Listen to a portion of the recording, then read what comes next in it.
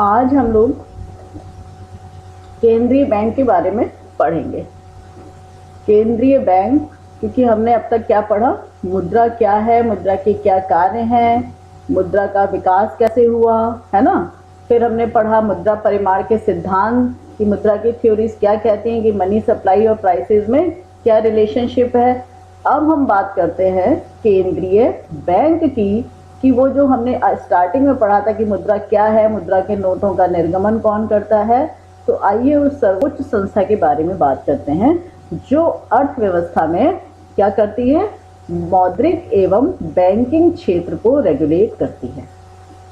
Right, bank क्या करते हैं, बैंकिंग एवं केंद्रीय बैंक का अर्थ क्या है, जो आपका सबसे एपेक्स बैंक है ना।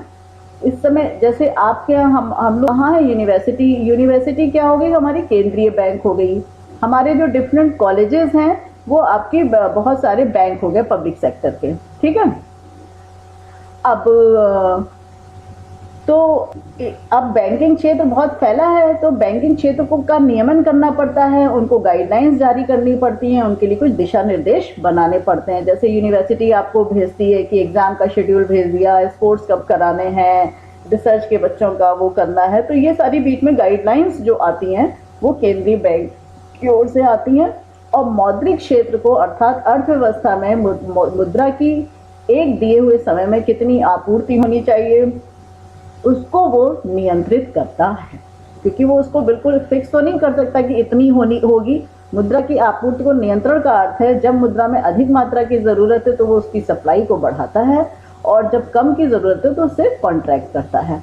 इसका उद्देश्य क्या है कि विकास जो है, अर्थव्यवस्था का जो विकास है, ये सारी गतिविधियां क्यों होती हैं, और आर्थिक गतिविधियों को स्थिरता प्रदान करने के लिए।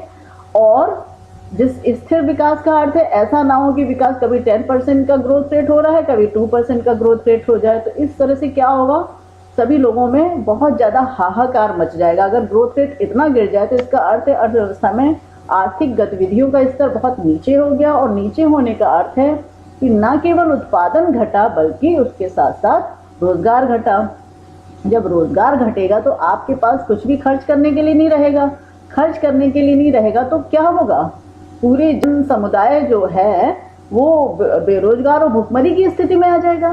तो कोई भी जब हम प्रजातंत्र की स्थापना करते हैं तो अर्थव्यवस्था की देखरेख के लिए करते हैं, इन्हीं पैरामीटर्स में हमें स्थिरता लानी होती है। इसीलिए सरकार की और सरकार के द्वारा बैंकों का गठन किया जाता है, जिससे विकास को स्थिरता प्राप्त हो, पूर्ण रोजगार के का स्तर बना रहे, अर्थात जो लोग वॉलेंटरी इच्छिक रूप से बेरोजगार रहना चाहते हैं वो बेरोजगार रहें, बाकी लोग जो रोजगार करना चाहते हैं उन सबको रोजगार मिल जाए।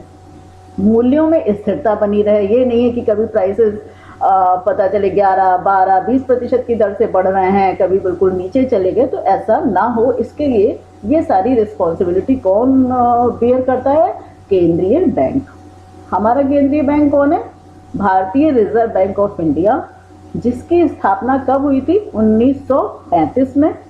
और इसका जो राष्ट्रीयकरण हुआ था वो 1949 में हुआ था। रिजर्व बैंक का राष्ट्रीयकरण 1949 में हुआ था। ये हमारे यहाँ का केंद्रीय बैंक है, और ऐसे हर देश में एक केंद्रीय बैंक होता है सर्वोपरि। अमेरिका के केंद्रीय बैंक को क्या कहते हैं, federal reserve bank. Federal reserve bank कहते हैं अमेरिका के सेंट्रल बैंक को। और इंग्लैंड को कहते हैं बैंक ऑफ इंग्लैंड। हमारे यहाँ का जो केंद्रीय बैंक है उसे हम कहते हैं भारतीय रिजर्व बैंक।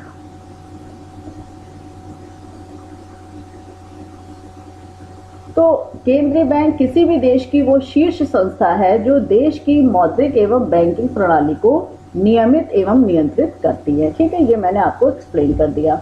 केंद्रीय बैंक के कार्य क्या होते हैं, किसी भी देश में करेंसी का निर्गमन करता है, अर्थात नोटों को छापता है, सिक्कों को बनाता है और निर्गमित करता है, यानी कि अर्थव्यवस्था में उनको संचरण के लिए प्रेषित करता है। फिर नई मुद्रा जारी करने का अधिकार, जो अर्थव्यवस्था में हर साल बुरी मुद्रा हो जाती है, यानी कि जो नोट गल जाते हैं, सिक्के टूट जाते हैं, उनको खत्म करके उनके स्थान पर नई मुद्रा को लाता है।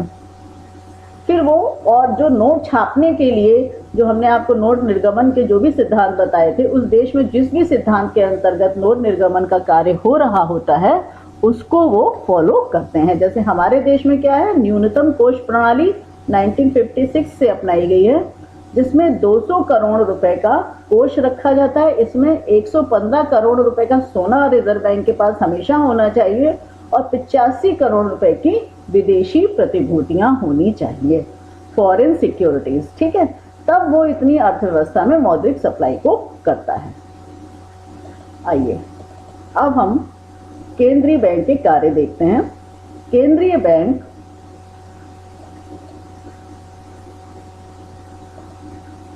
केंद्रीय बैंक को मुद्रा और ऋण की मात्रा पर नियंत्रण सुनिश्चित करने के लिए मुद्रा जारी करने का एकमात्र अधिकार प्राप्त होता है। ये हमने आपको भी समझा दिया कि नोट और सिक्के निर्गमित करने की एकमात्र संस्था केंद्रीय बैंक होता है।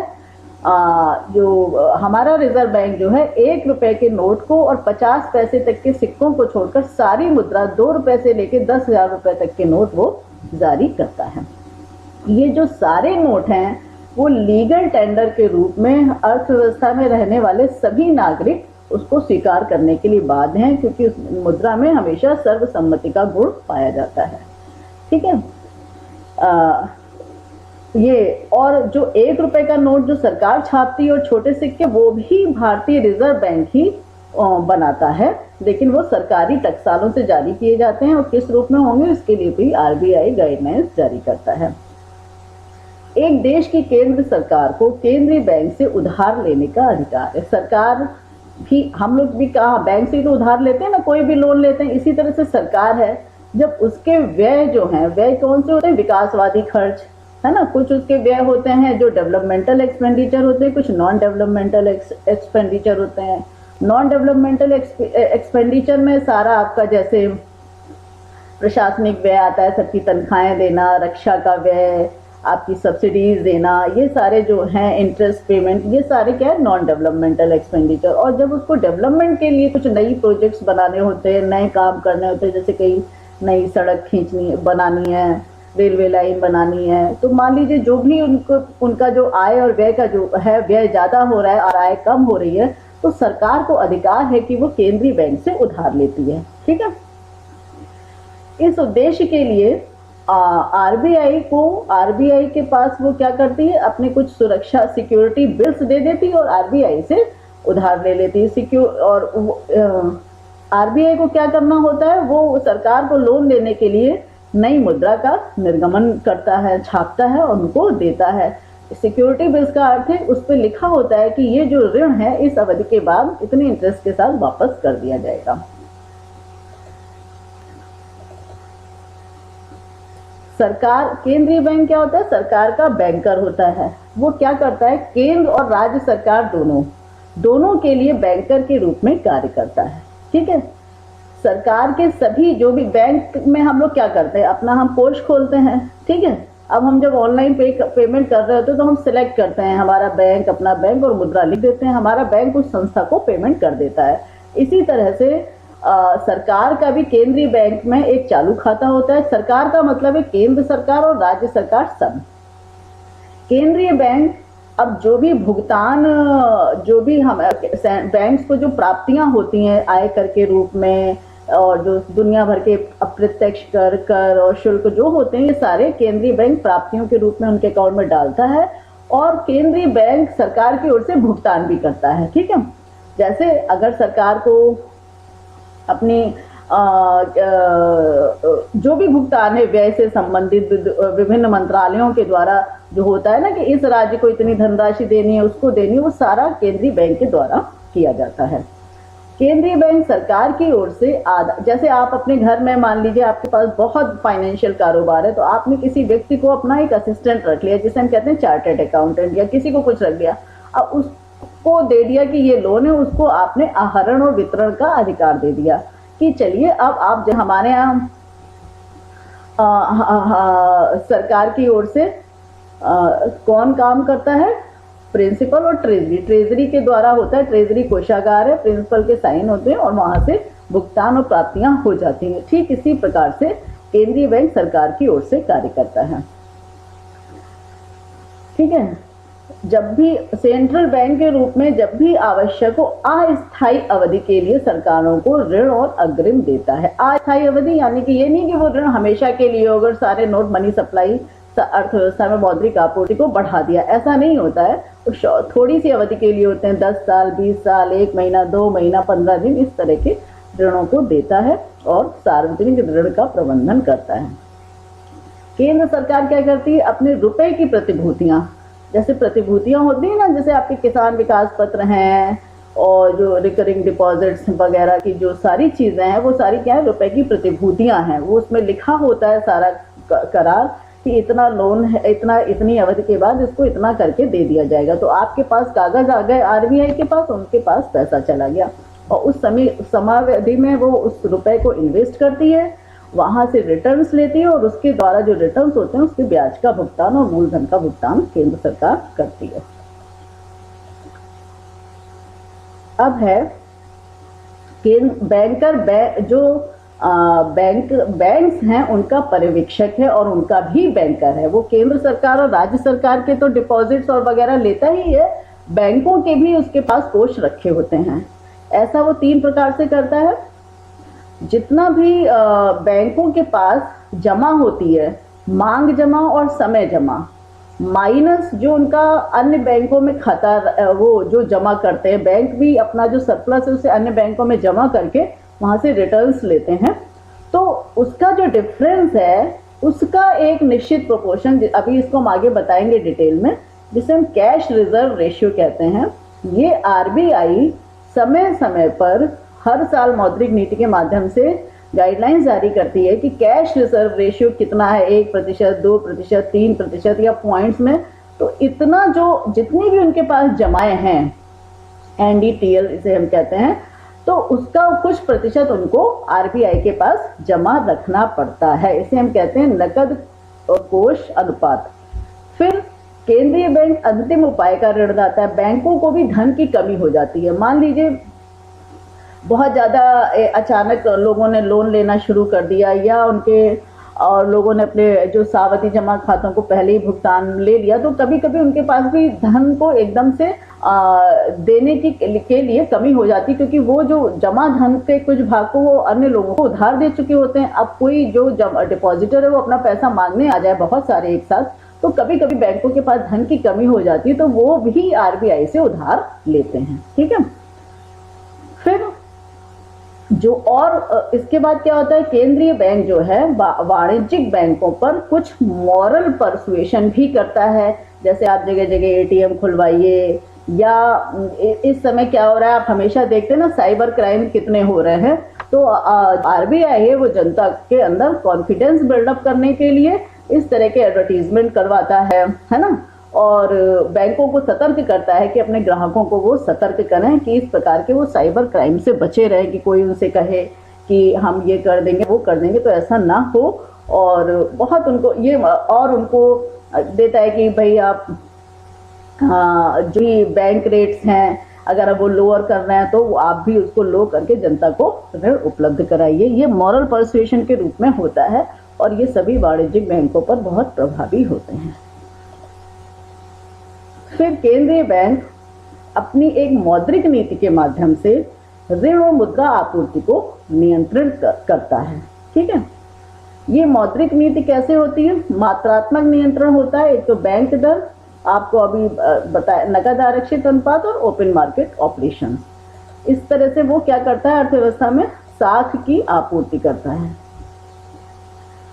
दूसरा, अब फिर इसके बाद केंद्रीय बैंक क्या करता है, विनिमय नियंत्रण, एक्सचेंज रेट का रेगुलेशन करता है। एक्सचेंज रेट क्या है, हमारी एक हम विदेशी मुद्रा और अपनी देश की मुद्रा का अनुपात। जैसे इस समय एक्सचेंज रेट क्या है, $1 बराबर 70 रुपए।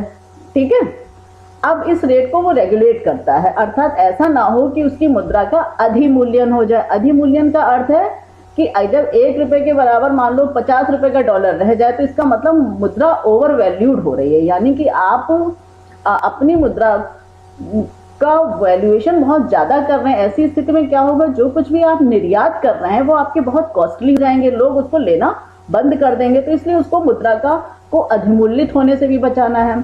मुद्रा का अवमूल्यन क्या होता है, अगर $70 की तुलना में $1 जो है 75 रुपए में मिलने लगे, तो इसका अर्थ है मुद्रा डीवैल्यू हो रही है, अर्थात उसकी जो परचेजिंग पावर है वो बहुत ज्यादा घट गई है। ऐसी स्थिति में क्या होगा, आपके इंपोर्ट्स बहुत महंगे हो जाएंगे। इंपोर्ट्स महंगे हो जाएंगे, जैसे आप पेट्रोल का इंपोर्ट करते हैं, फूड ग्रेन्स का इंपोर्ट करते हैं, एडिबल्स ऑयल्स का इंपोर्ट करते हैं, बहुत सारा केमिकल इंपोर्ट होता है ना, ऑटोमोबाइल से इंपोर्ट होते हैं, तो इन सब की फिर प्राइसेस बहुत बढ़ जाएंगे, उससे अर्थव्यवस्था में इन्फ्लेशन आरंभ हो जाएगी। तो उसका अल्टीमेटली लॉस किसको होगा, कंज्यूमर्स को। तो ये ऐसी अर्थव्यवस्था में अधिमूल्यन या अवमूल्यन को बचाने के लिए वो विनिमय नियंत्रण का कार्य करते हैं। अंतिम उपाय के ऋणदाता, ये आपको बता ही दिया कि केंद्र सरकार, राज्य सरकार और जो भी अपने पब्लिक सेक्टर के बैंक्स और जो नॉन बैंक फाइनेंशियल इंटरमीडियरीज हैं, ये जैसे यूटीआई और ये म्यूचुअल फंड जो भी हैं, सब लोग अंतिम रूप से अगर किसी को भी ऋण की जरूरत है तो वो आरबीआई से ही ऋण लेते हैं, क्योंकि आरबीआई के पास नोट निर्गमन करने का अधिकार है। विदेशी मुद्रा या शेष का अभिरक्षक, ये बैलेंस ऑफ पेमेंट, यानी कि जितना भी विदेशों से व्यापार होता है और उसके बदले में विदेशी मुद्रा का जो भी लेन देन होता है, सब कुछ आरबीआई के थ्रू होता है।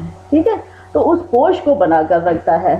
क्लियरिंग हाउस समारोह, समाशोधन गृह का कार्य करता है। अक्सर ऐसा होता है कि मान लीजिए जब दो बैंकों के बीच में आपस में चेक का, हमने कहा यूनियन बैंक में जमा कर दिया स्टेट बैंक का चेक कि आप 10,000 रुपए का चेक कर दिया, तो अब स्टेट बैंक यूनियन बैंक को हमारे 10,000 रुपए पेमेंट कर देगा। इसी तरह स्टेट बैंक के पास आया यूनियन बैंक का पैसा कि उनके यहाँ किसी ने चेक जमा कर दिया कि भैया 15,000 का, तो उन्होंने 15,000। अब ये जो 5,000 ये समाशोधन गृह में हो सकता है, तो ये आरबीआई इसमें समाशोधन का कार्य करता है। जो भी उनके बीच में बैलेंस हो जाता है और जो कम पैसा पड़ जाए तो उसको तुरंत ही ये लोग रेपो रेट और रिवर्स रेपो रेट के आधार पर उधार लेके तुरंत मौद्रिक सप्लाई को पूरा करते हैं। संग्रह और डेटा के प्रकाशन, आरबीआई के बुलेटिन जारी होते हैं और वो समय समय पर अर्थव्यवस्था में कितनी मनी सप्लाई है, क्या प्राइसेस चल रहे हैं, कितने नोट, और इस तरह के डेटा को प्रकाशित करता है। ठीक है, अब आइए हम चलते हैं मौद्रिक नीति की बात करते हैं। ये बहुत है, आपके सिलेबस में है ना, केंद्रीय बैंक, रिजर्व बैंक और उसकी मौद्रिक नीति। मौद्रिक नीति क्या है, अर्थव्यवस्था में किस तरह से ये कार्य करती है, रिजर्व बैंक मौद्रिक नीति के माध्यम से क्या करता है और उसके इंस्ट्रूमेंट्स क्या हैं। ठीक है, मौद्रिक नीति वर्ष में 2 बार घोषित होती है, एक 1 अप्रैल से 30 सितंबर के लिए छमाही और एक अक्टूबर से 31 की छमाही के लिए। इसे हम कहते हैं बिजी सीजन, इसे कहते हैं slack season.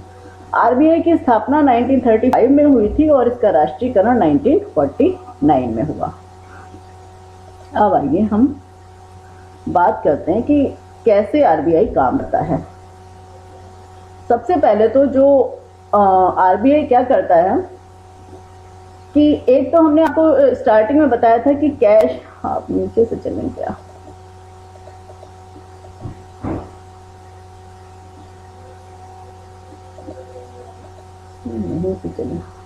Cash reserve ratio से बात करते हैं। जो पहला इंस्ट्रूमेंट है आरबीआई का वो है cash reserve ratio. Cash reserve ratio क्या है, हमने आपको अभी शुरू में बताया था, NDTL। आरबीआई के पास डिमांड डिपॉजिट्स होते हैं, जो बैंकों के पास आपके करंट अकाउंट होता है, सेविंग अकाउंट होता है और डिमांड डिपॉजिट्स होते हैं। डिमांड डिपॉजिट्स क्या है, जैसे आपने ड्राफ्ट बनवाना है, आपने उतना पैसा दिया और ड्राफ्ट बनवा लिया। मनी ऑर्डर्स होते हैं, कैश सर्टिफिकेट्स होते हैं, ये सब क्या है, डिमांड डिपॉजिट्स होते हैं, जो बहुत ही शॉर्ट टर्म में आपको तुरंत मांगने पर पैसा देना होता है। इसके बाद हम बैंकों के पास क्या रखते हैं, ये कॉमर्शियल बैंक्स की बात हो रही है। कॉमर्शियल बैंक्स के पास हम क्या करते हैं, एफडी बनवाते हैं, रिकरिंग डिपॉजिट खुलवाते हैं और जो उनका स्टाफ होता है उसकी सिक्योरिटी का पैसा होता है। तो ये दोनों जमाए माइनस जो कॉमर्शियल बैंक से अन्य बैंकों के पास जो अपने डिपॉजिट्स रख देते हैं उसको हम माइनस कर देंगे, तो हमको क्या मिलता है, NDTL, net demand and time deposits liabilities. इस नेट का अर्थात मान लो किसी भी कॉमर्शियल बैंक के पास डिमांड डिपॉजिट्स हैं 2000 के, टाइम डिपॉजिट्स हैं 6000, और उसने जो और बैंकों में डिपॉजिट्स कर रखे हैं वो 4000 है। तो 6 और 2 8 माइनस 4 यानी कि 4000 का जो उसके पास है नेट एनडीटीएल बचा हुआ है। ठीक है, तो इस 4000 का कितना प्रतिशत वो, अब जो सीआरआर का जो रेशियो वो आरबीआई निर्धारित करता है कि 1% या 2%, वो 0 से लेकर कुछ भी हो सकता है। तो ये जो 4000 है इसका मान लो जो 2% है तो कितना हुआ, 800 रुपए, 80 रुपए, 100 हटा दोगे तो 2 चौक 8, 80 रुपए उसको सीआरआर के रूप में आरबीआई के पास कैश के रूप में रखना होगा। तो जब आरबीआई को अर्थव्यवस्था में लिक्विडिटी बढ़ानी होती है तो वो कैश रिजर्व रेशियो को कम कर देता है, और जब घटानी होती है तो कैश रिजर्व रेशियो को वो बढ़ा देता है। इसी प्रकार से फिर दूसरा उसका जो तंत्र है वो है SLR, statutory liquidity ratio. RBI ये कहता है कि आपकी जितनी भी net demand and time deposits हैं उसका इतना प्रतिशत आपको गवर्नमेंट सिक्योरिटीज या गोल्ड के रूप में रखना है, तभी किसी बैंक को मान्यता मिलती है। समझ गए? ऐसे तो कोई भी बैंक खोल लेगा कि इतना आपको सीआरआर रखना है, इतना गवर्नमेंट सिक्योरिटीज में इन्वेस्ट करके रखना है। समझ गए? ये वैसे ही है जैसे हम कीन्स का पढ़ते हैं ना, मुद्रा की मांग, कि कुछ पैसा हम कैश के रूप में, लिक्विड के रूप में रखते हैं, कुछ अपना बैंक में जमा करते हैं। तो वही चीज bank with in the bank भी चलती है कि आपको इस तरह से करना है। उसके बाद ओपन मार्केट ऑपरेशंस, ये सारी ये क्या है, सीआर और एसएलआर इसलिए है कि जिससे अर्थव्यवस्था में मौद्रिक सप्लाई को नियंत्रित किया जा सके। अगर आरबीआई चाहता है कि अर्थव्यवस्था में मौद्रिक आपूर्ति को हम बढ़ाएं, ठीक है, तो वो क्या करता है, इन सीआरआर और एसएलआर की जो रिक्वायरमेंट्स है उसे कहता है कम। तो बैंकों के पास फिर लिक्विडिटी ज्यादा होती है, वो ज्यादा लैंड कर सकते हैं, लोन्स के रूप में उधार देते हैं। ठीक है, और जब इन्हें बढ़ा देता है तो वो उनके पास वो कैश कम हो जाता है, वो कम कैश देंगे, उधार के रूप में देंगे आम जनता को। तो जब कम उधार होगा तो कम खर्च होगा, तो अर्थव्यवस्था में क्या होगा, प्राइसेस पर दबाव कम हो जाता है। ठीक है, तीसरा वो उपकरण है उनका ओपन मार्केट ऑपरेशंस, खुले बाजार की क्रियाएं। ये तो हो गया बैंकों के माध्यम से। इसके बाद सरकार को, मैंने अभी स्टार्टिंग में बताया था कि अपने खर्चों की पूर्ति के लिए, जैसे सरकार के पास कोई बहुत बड़ा निवेश का प्लान है, अब उसके पास व्यय ज्यादा होने लगा, बीच में आय कम हो गई, टैक्सेस के माध्यम से नहीं आई हुई, क्योंकि टैक्स में भी लोग बहुत चोरी करते हैं, तो उतनी सरकार के पास आय बाय द वे नहीं पहुंची, तो वो आरबीआई से उधार लेगी। इसके लिए वो क्या करती है, वो उसको सिक्योरिटीज इशू करती है, अपनी गवर्नमेंट सिक्योरिटी। जैसे किसान विकास पत्र है, किसान विकास पत्र उसने आरबीआई को जारी कर दिए, आरबीआई ने बैंकों को दिया, बैंकों ने जनता को दी, जनता से पैसा कॉमर्शियल बैंक के पास है, कॉमर्शियल बैंक से आरबीआई के पास गया, और आरबीआई ने सरकार को ऋण दे दिया। अब किसान विकास पत्र होते ही आपके 8-8, 9-9 साल के लिए, तो सरकार फिर उस पैसे को इन्वेस्ट करती है, उससे रिटर्न्स कमाती है, और वो फिर आरबीआई को वापस करती है। आरबीआई से बैंकों को आता है, बैंकों से लोगों को आता है। तो अगर सरकार को, बैंक को चाहिए कि वो कैश को कम करेगा, तो वो किसान विकास पत्र इशू करवा दिए उसने, या कुछ भी कर दिए, तो उससे क्या होता है, लोग जमा करने लगते हैं। जब लोग पैसा ज्यादा जमा करेंगे रिटर्न्स प्राप्ति के कारण, तो वो अन्य कार्यों पे कम खर्च करेंगे, उपभोग पर कम खर्च करेंगे, इकोनॉमी में जो मौद्रिक सर्कुलेशन है वो कम हो जाएगा। तो ये है बैंक के तरीके कि किस प्रकार से ये करते हैं साख का। जैसे अब मैंने एक चित्र बनाया कि अगर साख का विस्तार करना है तो क्या होगा कि लिक्विडिटी बढ़ाना है, उस बैंक क्या करते हैं, फिर लिक्विडिटी बढ़ाते हैं।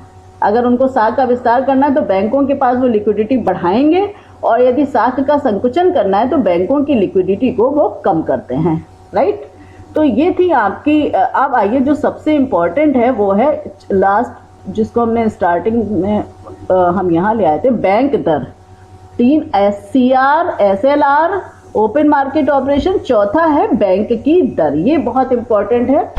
जब आरबीआई से कोई भी बैंक लॉन्ग टर्म के लिए उधार लेता है तो वो जिस दर पर ब्याज का भुगतान करता है उसे हम बैंक रेट कहते हैं। लॉन्ग टर्म का अर्थ है 1 साल या 1 साल से अधिक की अवधि।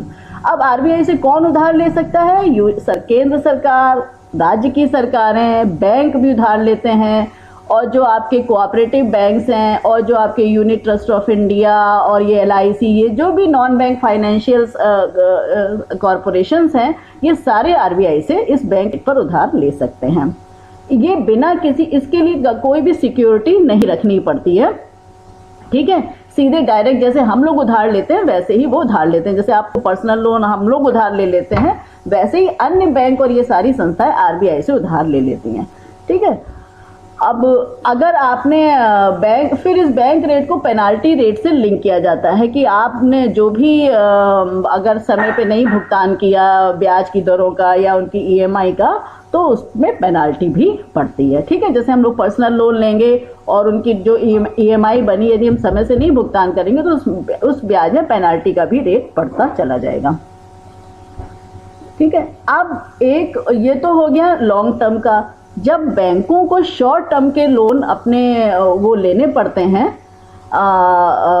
RBI से, 1 साल से कम अवधि के लेने, मान लो 15 दिन के लिए लोन लेना है या 1 महीने के लिए लोन लेना है, क्योंकि कभी कभी ग्राहकों की ओर से बहुत डिमांड हो जाएगी, मान लो, है ना, बिजी सीजन है, बहुत पैसा चाहिए, भाई फसल भी कट रही है, ये भी कट रहा है, किसानों की ओर से बहुत डिमांड आ गई, तो उस समय RBI वो जो अन्य कॉमर्शियल बैंक्स हैं, जो पब्लिक सेक्टर के बैंक्स हैं, वो RBI से शॉर्ट टर्म लोन्स 15 दिन का या 1 महीने का ले लेते हैं। इसको हम कहते हैं रेपो रेट।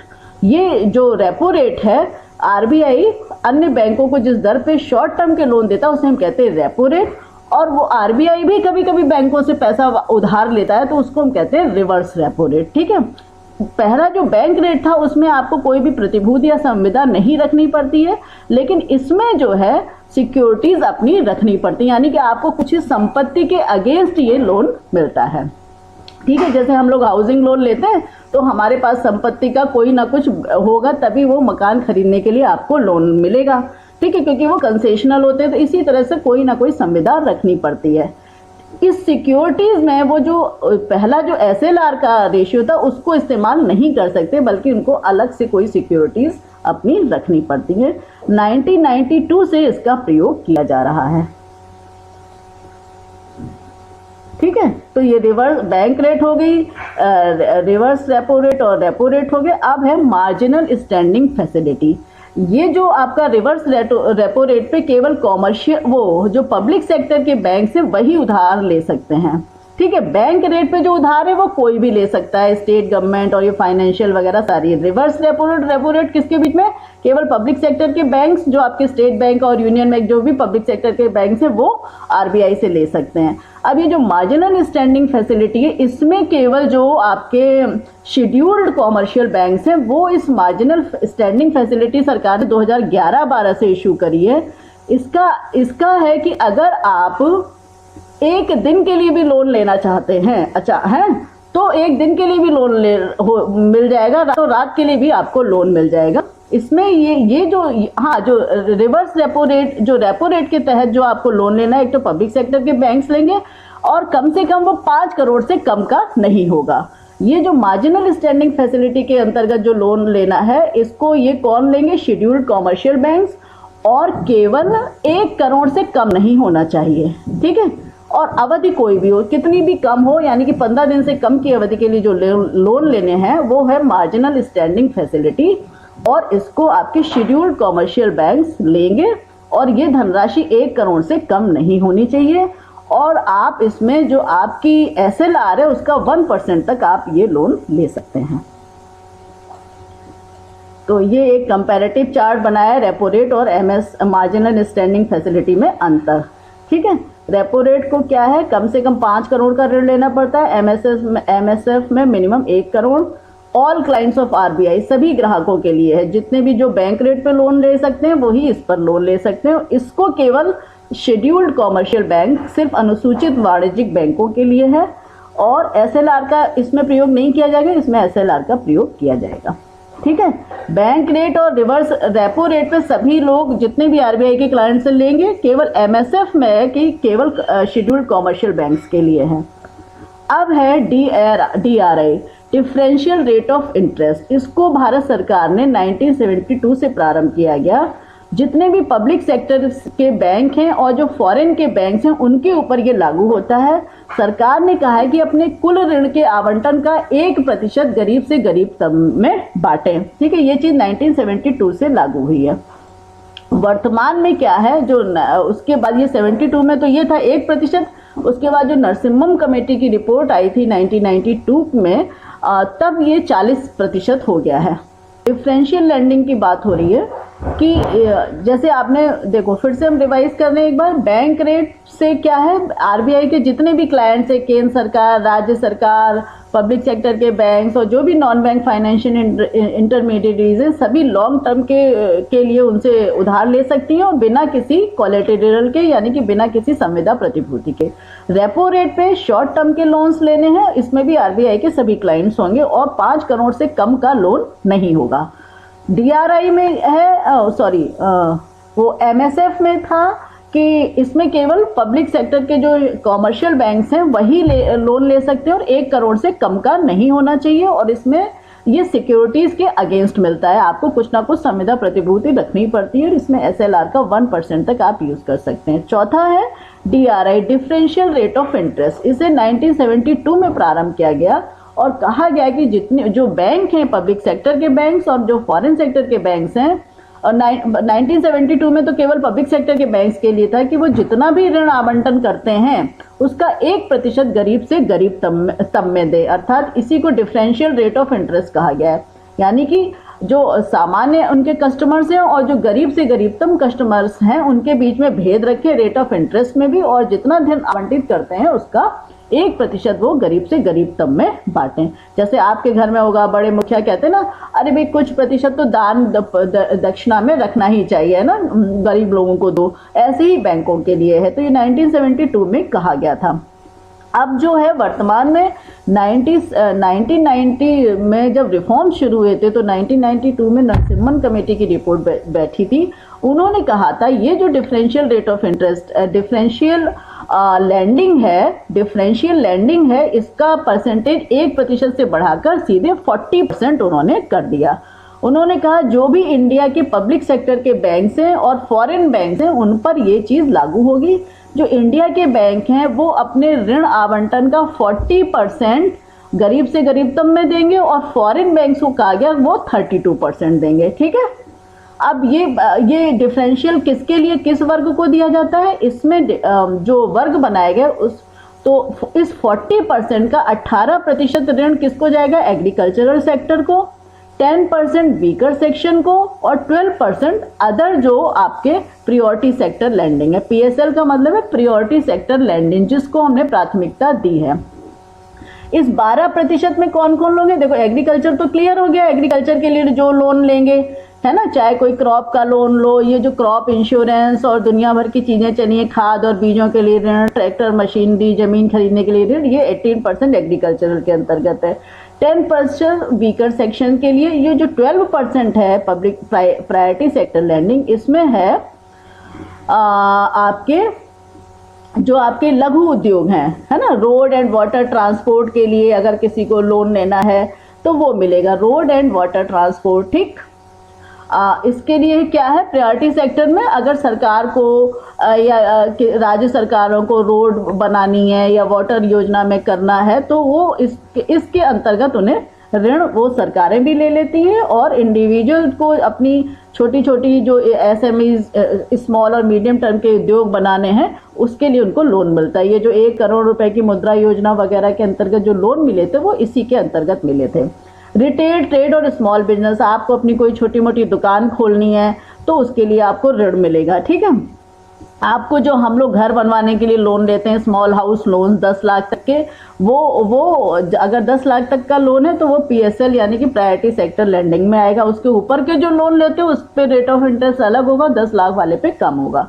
सॉफ्टवेयर इंडस्ट्रीज, आपको कोई सॉफ्टवेयर जो कंप्यूटर के सॉफ्टवेयर वगैरह बनाने के लिए कोई उद्योग खोलना है तो उस पर भी आपको लैंडिंग सस्ती दरों पे होगी। सेल्फ हेल्प ग्रुप्स, ये जो माइक्रो फाइनेंस की योजना बनी है, जो commercial bank self help groups को जो लोन देते हैं वो भी प्रायोरिटी सेक्टर लेंडिंग के अंतर्गत है। वो भी बहुत ही कम रेट ऑफ इंटरेस्ट पे 1-2-3%, 4% के अंतर्गत उन्हें मिल जाता है, जबकि हम लोग कोई भी लोन लेने जाते हैं 10%, 11% से कम में नहीं मिलता है मैम। स्मॉल फार्मर्स को, और फिर इसमें कम्युनिटीज में, अगर मुस्लिम्स को ऋण चाहिए, क्रिश्चियन को ऋण चाहिए, सिख को ऋण चाहिए, बुद्ध पारसी तक में सरकार ने इतना डिफरेंशियल, मतलब इन माइनॉरिटीज को खुश करने के लिए भी, जबकि ऐसा नहीं होना चाहिए भाई, मुस्लिम और धर्म का ऋण से क्या मतलब है, लेकिन उनको भी प्रायोरिटी सेक्टर लैंडिंग में रखा गया है और बहुत ही कंसेशनल रेट ऑफ इंटरेस्ट में इनको लोन मिलता है। ठीक है, अब सरकार के सामने समस्या तो ये आ जाती है कि सारे सरकार ने ऋण तो खुद तरीके के चालू कर दिए कॉमर्शियल बैंक के द्वारा, लेकिन बैंकों के पास क्या हो गया है कि एनपीए यानी कि नॉन परफॉर्मिंग एसेट्स का जमा हो गया है। भाई उन्होंने प्रायोरिटी सेक्टर लैंडिंग के अंतर्गत गरीबों को खूब बांट दिए, कंसेशनल रेट ऑफ इंटरेस्ट बांट दिए। अब लोग क्या कर रहे हैं कि इन ऋणों का भुगतान नहीं कर पाते हैं। उन्होंने एक दुकान खोल ली, अपना एंटरप्राइज खोल लिया, चल रहा नहीं है। ठीक है, खोलना तो आसान है, डिमांड कस्टमर आ नहीं रहे, आपका माल नहीं बिक रहा है, आपने माल में पैसा तो लगा दिया। अब जब आपका माल नहीं बिका तो आप किस तरीके से मूलधन और ब्याज का भुगतान कैसे करेंगे? तो इस तरह के जो लोन है वो बैंकों के पास पड़े रह जाते हैं और आपने जो भी संविदा रखी है वो सीज हो जाएगी, लेकिन वो उस संविदा का जो कोलेटरल है उसका वैल्यूएशन करने के लिए एक व्यक्ति बीच में होता है, वो उसे बढ़ा चढ़ा कर दिखा देता है। अब सरकार जब बैंक उस संपत्ति को सीज करने लगती है तो वो बेकार का होता है। तो इस प्रकार के ऋणों से बैंकों को बहुत घाटा होता है, क्योंकि ऋण आप ही मान लीजिए हमें ऋण दें, हम उसको लौटाए ना तो आप हमें क्या कर दोगे? मान लो हमारी डेथ हो जाए इस बीच, तो आपका ये ऋण का ऋण हो गया और आपके पास पैसा भी वापस नहीं आया, तो ये क्या हो गया? बुरा ऋण हो गया। किसी एक व्यक्ति को आप ऋण दूसरे को देते हैं, वो आपका समय से पूरे समय पैसे का भुगतान करता रहे, तो इस तरह के ऋण ही तो देना कोई भी बैंक पसंद करेगा या इंडिविजुअल भी वही पसंद करेगा। लेकिन जो सरकार ने प्रायोरिटी सेक्टर लैंडिंग कर दी है ना कि गरीब लोगों को दो, तो उनके पास उतनी क्षमता भी नहीं होती, लोन वो ले रहे हैं और लोन को चुका नहीं पा रहे, तो इससे नॉन परफॉर्मिंग एसेट यानी कि बुरे ऋण बढ़ रहे हैं। तो बैंकों की जो ऋण प्रदान करने की अगली क्षमता है वो काफी घट जाती है, क्योंकि ऋण का साइकिल होता है ना, हमने आपको ऋण दिया, आपको से 10% पे हमने ब्याज लिया, तो वो जो 10% है हमारे पास अतिरिक्त पैसा खर्च हुआ, उससे फिर किसी और को हमने लोन दिया, तो ये एक साइकिल चलता रहता है। लेकिन हो क्या रहा है कि सरकार ने जो प्रायोरिटी सेक्टर लैंडिंग जो शुरू कर दी, और कुछ लोग बिल्कुल डिफॉल्टर होते हैं, कुछ लोग क्या कर रहे हैं, इन योजनाओं का लाभ उठाने के लिए जबरदस्ती मतलब लोन पे नहीं करते और वो डिफॉल्टर बन जाते हैं। विजय माल्या जी बहुत रईस आदमी है, उन्होंने भी बहुत सारा, जैसे मान लो सॉफ्टवेयर इंडस्ट्री को खोलना है तो उन्होंने लोन ले लिया खूब सारा, और अब आपको नहीं पे करना, आप दूसरे देश में भाग जाइए। लेकिन ऐसा सब लोग नहीं कर सकते भैया, दूसरे देश में जाकर आपके पीछे वहां की सरकार पड़ जाएगी, आपके पास इतना भुगतान करने की और फ्री में रहने की क्षमता हो तब। तो इस तरह से बहुत करोड़ों के भी ऋण ले लिए जाते हैं। सरकार दोनों ही लोग से डिफॉल्टर होता है, गरीब आदमी चुका नहीं पा रहा है इसलिए डिफॉल्टर है, बड़ा आदमी जानबूझ के खूब सारा बैंकों से ऋण लेता है और उसको पे नहीं करता और भाग जाता है दूसरे देश में, तो ये सब डिफॉल्टर हो जाते हैं। ये क्या है? आपका एनपीए। इस तरह से बैंकों के पास जो एनपीए बढ़ता जा रहा है तो उससे बैंकों की जो कार्य क्षमता है, वो ऋण देने की क्षमता है वो घट जाती है। ऋण जब नहीं देंगे तो उनकी फिर लाभदायकता घट जाएगी, क्योंकि इसी से तो वो कमा रहे हैं और इसी से उनका सारा जो ऑपरेशनल कॉस्ट है वो इससे निकलती है। तो फिर जब बैंकों के पास पैसा लौट के नहीं आएगा तो जो डिपॉजिटर्स का पैसा है वो उसमें फंस जाता है, क्योंकि वो आपके ही पैसे किससे तो दूसरों को साथ दे देते हैं, लोन दे देते हैं। अब आप अपना पैसा मांगने जाओ, वो आया नहीं है, तो फिर वो डिफॉल्टर। इसीलिए बहुत सारे बैंक बंद हो जाते हैं। तो इसीलिए आदमी उसी जगह जाता है जो सिक्योर बैंक होते हैं, जिसका कारोबार ज्यादा हो, अगर कुछ लोग डिफॉल्ट भी करें तो वो मैनेज हो जाए, राइट। तो बस यही सारी चीजें हैं। ये आपका इस तरीके से जो केंद्रीय बैंक है वो साख का नियंत्रण करता है और बैंकों पे रेगुलेशन करता है। ये आपके सारे मौद्रिक नीति के टूल्स थे जो मैंने आपको बताए हैं। तो बस आज आपका लेक्चर खत्म। मैंने आपको केंद्रीय बैंक बता दिया। जब आपसे पूछा जाए केंद्रीय बैंक के क्या कार्य हैं, तो आप जो आरबीआई के केंद्रीय बैंक के सेम चीजों को लिख देंगे, ठीक है। ये है आपकी मौद्रिक नीति, किस प्रकार से बैंक मौद्रिक नीति के माध्यम से अर्थव्यवस्था में साख का नियंत्रण करता है।